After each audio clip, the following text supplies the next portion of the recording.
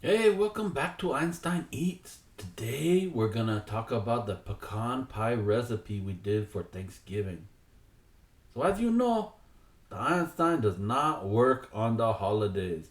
It is time for family and friends and just spending time. So, you'll have to excuse me for not doing the last video. But here I am. We got the sugar, we got the eggs. Those are fresh eggs from our backyard, from our own chickens. I don't know how they feel about us eating, their embryos, but they are delicious. Got a little butter right here.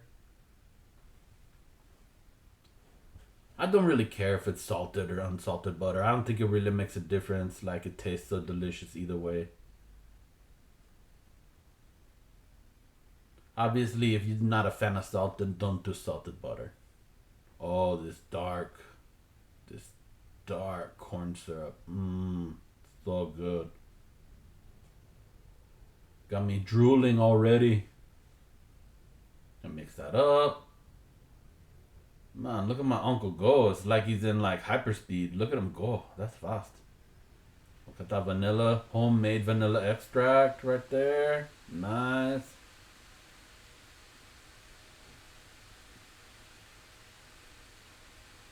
Add these pecans in. I like to leave them whole, not really break them up into little pieces. I like to leave them whole so they look real nice and like presentable on the pie. And excuse my uncle's bourbon. He says he doesn't cook without it. Alright, then we just poured that whole mixture right into the pie crust that we already had ready. If you need to know how to make a pie crust, look at my previous video, how to make an ugly pie crust. I will tell you. Now look at that. No one will ever suspect that this was made in a store. There's no way. The crust is too ugly. And that's what I love. Everybody knows this was made home with love for everybody around the table. So we just kind of pinch it. We try not to make it look like perfect in any way, shape, or form. Now we're going to do a little bit of extra. Take this little dough. Take this acorn leaf cutter. Put an acorn leaf on there. Just give it a little spice. Just a little bit more spice. Now your pie is ready to go into the oven at this point.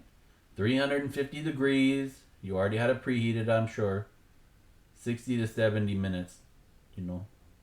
It's up to you. After that time, look at what happens. It comes out all caramelized and delicious. Oh my goodness. I'm drooling. I'm just drooling. Well, remember everybody, keep your nose wet and your paws dry.